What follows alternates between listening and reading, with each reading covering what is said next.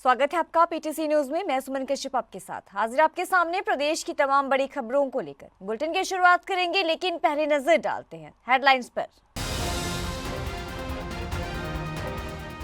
केंद्र सरकार ने दी हरियाणा के राजमार्ग से संबंधित 12 प्रोजेक्टों को मंजूरी। कुरुक्षेत्र लाडवा बाईपास और यमुनानगर को जोड़ेगा 4 लेन एक्सप्रेसवे। नितिन गडकरी से मिस सैनी ने बनाई। केंद्र सरकार ने दी हरियाणा के राजमार्गों से संबंधित 12 प्रोजेक्टों को मंजूरी। कुरुक्षेत्र लाडवा बाईपास और यमुनानगर को जोड़ेगा 4 लेन एक्सप्रेसवे। नितिन गडकरी से मिस सीएम सैनी ने बनाई योजना। पंचकुला में युवाओं ने नौकरी मिलने पर किया सेलिब्रेशन। सेक्टर 5 में भर्ती हुए युवाओं ने गुलाल उत्सव मनाया। युवाओं ने हरियाणा सरकार का किया धन्यवाद। यूपी से सुनारिया जेल पहुंचा डेरा प्रमुख राम रहीम। 20 दिन के पैरोल खत्म होने के बाद राम रहीम की जेल वापसी। 2 अक्टूबर को जेल से बाहर आया था राम रहीम। गुरुग्राम में बेखौफ बदमाशों का आतंक देखने को मिला। बदमाशों ने दुकानदार पर की फायरिंग। वारदात सीसीटीवी में कैद हो गई और मामले की जांच में पुलिस जुट चुकी है।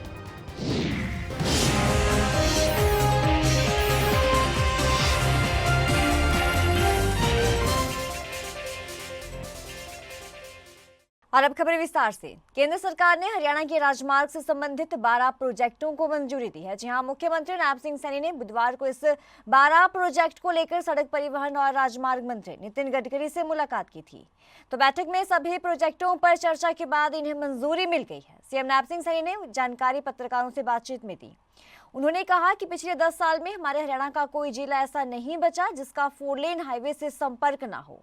बैठक में जिन परियोजनाओं को मंजूरी मिली है उनमें कुरुक्षेत्र बाईपास का लंबे समय से बात चल रही थी। हरियाणा के अंदर वो बनाने के लिए लोगों की जो मांग आ रही थी उसको लेकर के आज आदरणीय नितिन गडकरी जी से पूरा उन सब विषयों को लेकर के चर्चा हुई है।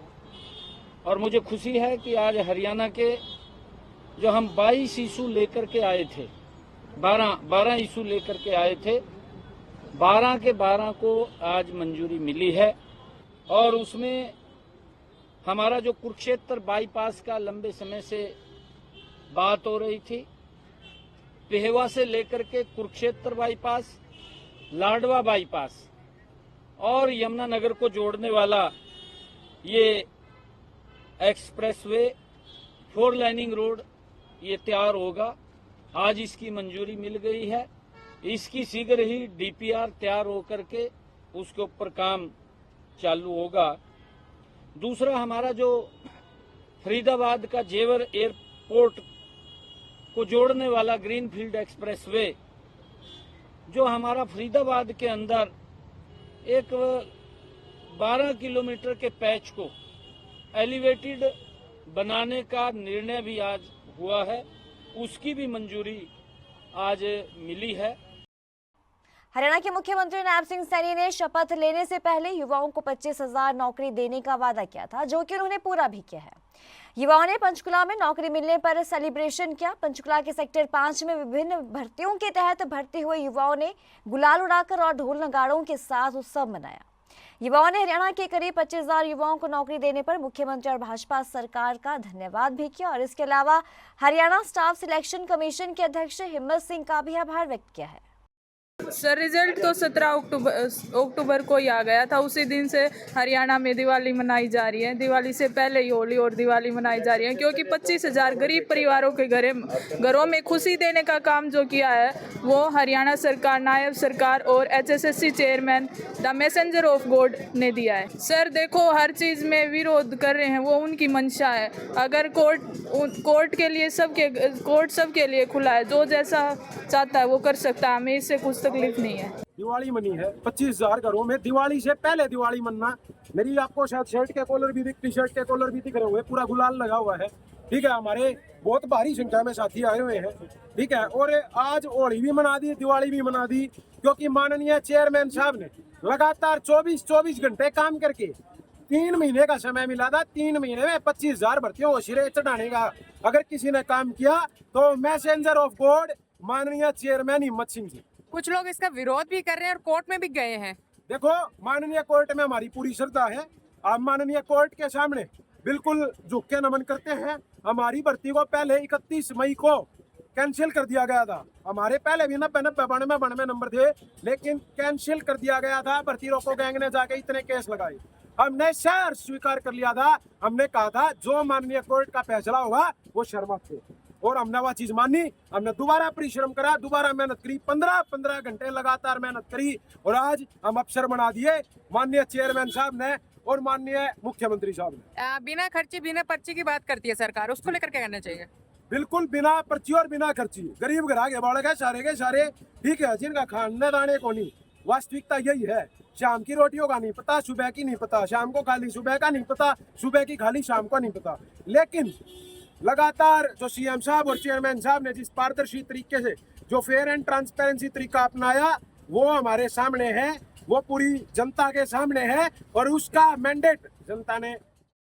सिरसा डेरा प्रमुख राम रहीम अपनी 20 दिन की पैरोल खत्म होने के बाद वापस रोहतक की सुनारिया जेल में शाम को वापस लौट आया। राम रहीम 20 दिन की पैरोल मंजूर होने के बाद 2 अक्टूबर को सुनारिया जेल से बाहर आया था। तो राम रहीम हरियाणा विधानसभा चुनावों के मतदान से 3 दिन पहले जेल से बाहर आया था। राम रहीम 2017 से रेप और हत्या मामले में रोहतक की सुनारिया जेल में सजा काट रहा है। तो राम रहीम को लेकर अक्सर सवाल उठाए जाते हैं कि राम रहीम पर हरियाणा की भाजपा सरकार काफी मेहरबान है और उसे बार बार पैरोल या फरलो दी जाती है। राम रहीम को जेल में पुलिस सुरक्षा के बीच लाया गया और खुद हनीप्रीत राम रहीम को जेल में छोड़ने आई थी। रोहतक की सोनारिया जेल के मुख्य नाके पर यहाँ कुछ महज दूर ही आधा किलोमीटर जो रोहतक की सोनारिया जेल है, और 4:50 पर राम रहीम जो यूपी का बागपत बना आश्रम था, वहाँ से रोहतक की सोनारिया जेल में पहुंचा है। आपको बता दें, पुलिस सुरक्षा के बीच राम रहीम को यहाँ से जो 2 अक्टूबर को ले जाया गया था, और पुलिस सुरक्षा के बीच ही उन्हें रोहतक की सोनारिया जेल में लाया गया है। राम रहीम 2017 से 2 शादियों के साथ यौन शोषण और 2 हत्याओं के मामले में सजा काट रहा था। मैनेजर की हत्या में मामले में उनको बरी कर दिया गया। फिलहाल उन पर जो है पत्रकार छत्रपति की हत्या के मामले में भी वो सजा काट रहे हैं। फिलहाल जो है राम रहीम पर जो आरोप थे कि संगीन आरोप को देखते हुए उन पर बार बार जो है ये सवाल उठता था कि राम रहीम एक हार्ड क्रिमिनल होते हुए उन्हें बार बार हरियाणा सरकार क्यों पैरोल या फरलो दी जा रही है। इसको लेकर जो है पत्रकार अंशुल छत्रपति ने याचिका लगाई थी, और उस याचिका के पर जो सरकार ने, जो हरियाणा सरकार है, उसने दलील दी थी कि जो है राम रहीम कोई हार्ड क्रिमिनल नहीं है, उसका चाल चलन जेल में ठीक है। इसकी वजह से जो सामान्य जो कैदी होते हैं उनके अनुसार ही उनको 90 दिन की साल में जो है जो सज़ा काटते हैं उनको 90 दिन की पैरोल और 21 दिन की फरलो दी जाती है। इस नियम के अनुसार ही उनको राम रहीम को जो है पैरोल या फरलो मिलती है। इसके बाद जो है हाई कोर्ट ने उनको हरियाणा सरकार को कहा कि आप इसके मामले में पैरोल दे सकते हैं। लेकिन जो हरियाणा विधानसभा के चुनाव से पहले ही राम रहीम ने जो पैरोल मिली, उसको लेकर सवाल उठा कि राम रहीम को आखिर चुनाव के समय में ही क्यों जो बार बार पैरोल दी जाती है, क्योंकि राजस्थान का चुनाव हो या फिर पंजाब का चुनाव हो, हरियाणा का चुनाव से पहले जो है वो राम रहीम को पैरोल मिलती है। क्योंकि राम रहीम के जो अनुयायी है राजस्थान, पंजाब, हरियाणा में काफ़ी हैं, और उनका जो प्रभाव हरियाणा की बात करें तो 21 से 22 सीटों पर है, और सीधे सीधे है जो फ़ायदा बीजेपी को इस बार हुआ है। जिस तरह से राम रहीम ने भी इशारा किया था कि इस बार बीजेपी को वोट देना है। चुनाव आयोग ने भले ही उन पर रोक लगाई थी कि वो हरियाणा में नहीं घूम सकते, कोई राजनीतिक इस तरह का भाषण या दौरा हरियाणा में करते, उन्हें हरियाणा से बाहर होगा, और यूपी के आश्रम में वो 21 दिन पैरोल पर रहे, और 21 दिन की पैरोल खत्म होने के बाद जो है राम रहीम वापस आज रोहतक की सोनारिया जेल में लौट आए हैं। गुरुग्राम में बदमाशों का आतंक जो है वो बढ़ता जा रहा है। गुरुग्राम के सेक्टर 10 इलाके की अंजना कॉलोनी के रहने वाले कपिल नाम के युवक को जान से मारने की नीयत से जेल में बंद गैंगस्टर मंजीत महाल के गुर्गे पहुंचे थे, और कपिल ना मिलने की एवज में परचून की दुकान के बाहर खड़े कपिल के भाई मोनू पर ताबड़तोड़ फायरिंग कर मौके से फरार हो गए। फायरिंग में दुकानदार के पैर पर गोली लगी, जिसके बाद उसे सरकारी अस्पताल में भर्ती करवाया गया। आपको बता दें कि जो ये मामला है वो 20 अक्टूबर का बताया जा रहा है।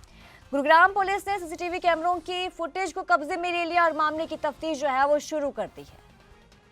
तो हरियाणा की रेसलर साक्षी मलिक की ऑटोबायोग्राफी से शुरू हुआ विवाद जो है वो थमने का नाम नहीं ले रहा। साक्षी मलिक ने आरोप लगाया कि भाजपा की नेता बबीता फोगाट ने उन्हें भारतीय कुश्ती संघ के अध्यक्ष बृजभूषण के खिलाफ आंदोलन के लिए उकसाया और इसकी परमिशन दिलाई थी। बबीता फोगाट बृजभूषण को हटाकर खुद WFI के अध्यक्ष बनना चाहती थी, और अब बबीता फोगाट ने साक्षी मलिक पर पलटवार किया है। उन्होंने कहा है कि साक्षी मलिक बेबुनियाद आरोप लगा रही हैं। बबीता ने यह भी कहा कि साक्षी को स्पष्ट करना चाहिए और बताना चाहिए कि प्रियंका गांधी धरना स्थल पर खाना किसके लिए भेजती थी। जरा देखिए। प्रधानमंत्री के घर के बाहर जिस तरह से जो देश का सम्मान, जो सबसे बड़े अवार्ड जो थे वो रखने का भी प्लान बबीता ने दिया था, तो साक्षी को स्पष्ट करना चाहिए और बताना चाहिए कि प्रियंका गांधी वहां पे खाना किसके लिए भेजती थी और दूसरी बार परमिशन किसने दिलाई, वो भी तथ्य सबके सामने रखनी चाहिए। दीपेंद्र हुड्डा, भूपेंद्र हुड्डा वहां पे धरने के अंदर क्या कर रहे थे और उनको बताना चाहिए स्पष्ट।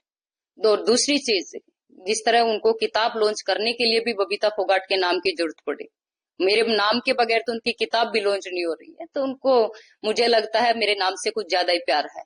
और मेरे पास कोई पद नहीं है, क्योंकि सारे पद जिन पदों की बात कर रही है साक्षी मलिक तो खुद ये एक इंटरव्यू में कह चुकी हैं कि मैं भी अध्यक्ष WFI के अध्यक्ष बन सकती हूँ। तो जो खुद ये अपने इंटरव्यू में बोल रही है कि मैं भी WFI के अध्यक्ष बन सकती हूँ, तो वो आरोप मुझ पे क्यों लगा रही है? मतलब जो उसकी इच्छा है वो मुझ पे थोप रही है, इच्छा उनकी और आरोप मुझ पे। तो ऐसा नहीं करना चाहिए। और मेरे पास तो अब कोई पद भी नहीं बचा है। जिन पदों की वो बात कर रही है उन बड़े बड़े पदों का मैंने त्याग किया है, चाहे सब इंस्पेक्टर का पद हो, चाहे डिप्टी डायरेक्टर स्पोर्ट्स का पद हो, चाहे महिला पहलवानों आंदोलन के दौरान चेयरमैनी का पद हो। मेरे पास आज कोई पद नहीं है, नहीं तो मैं साक्षी को वो पद भी दे देती। रोहतक जिला परिषद के चेयरमैन के पद को लेकर विवाद जो है वो लगातार बढ़ता ही जा रहा है। रोहतक जिला परिषद के चेयरपर्सन फिलहाल मंजू हुड्डा हैं, जो कि राजेश सरकारी गैंगस्टर की पत्नी है। मंजू हुड्डा ने अभी हाल ही में भाजपा की टिकट से गढ़ी किलोई सांपला विधानसभा सीट से कांग्रेस के पूर्व सीएम भूपेंद्र सिंह हुड्डा के खिलाफ चुनाव लड़ा था, जो कि वो हार गई थी। अभी भी वो जिला परिषद की चेयरपर्सन है। मंजू हुड्डा के खिलाफ पहले से जिला परिषद के पार्षदों ने मोर्चा खोला हुआ है।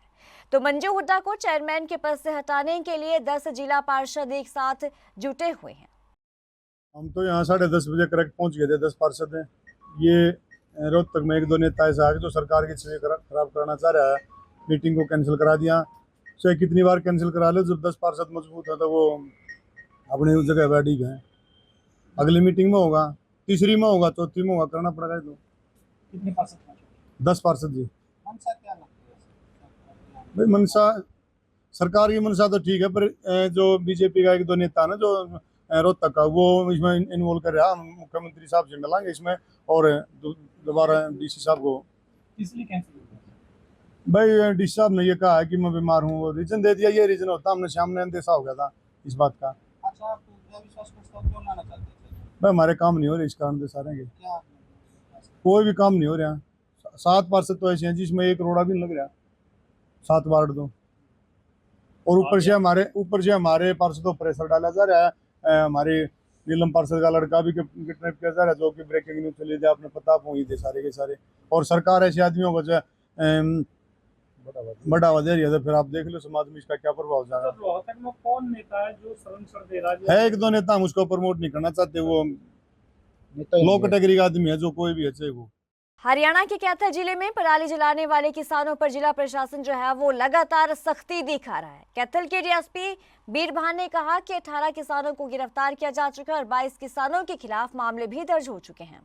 उन्होंने किसानों को जागरूक किया है और नियमों के अनुसार पराली जलाना कानूनी अपराध है, ये कहा DSP ने। सुनिए आगे क्या कुछ कहा। जैसे ही जिला कैथल में स्टबल बर्निंग मूवमेंट चला, तो उसके दौरान 18 किसानों को अरेस्ट किया जा चुका है और 22 किसानों के खिलाफ मुकदमे दर्ज हुए हैं। तो आपकी अपील क्या रहेगी? हमारी अपील जो प्रशासन की तरफ से है, जिला उपायुक्त कैथल महोदय की आदेशों के अनुसार कृषि विभाग कैथल और पुलिस की एक संयुक्त टीम है जो पूरे क्षेत्र में गश्त कर रही है और फ्लैग मार्च के माध्यम से लोगों को जागरूक कर रही है कि नियमों के अनुसार पराली जलाना कानूनी अपराध है। और इसी को ध्यान में रखते हुए हम हर गांव में, हर मोहल्ले में ये जागरूकता अभियान चला रहे हैं।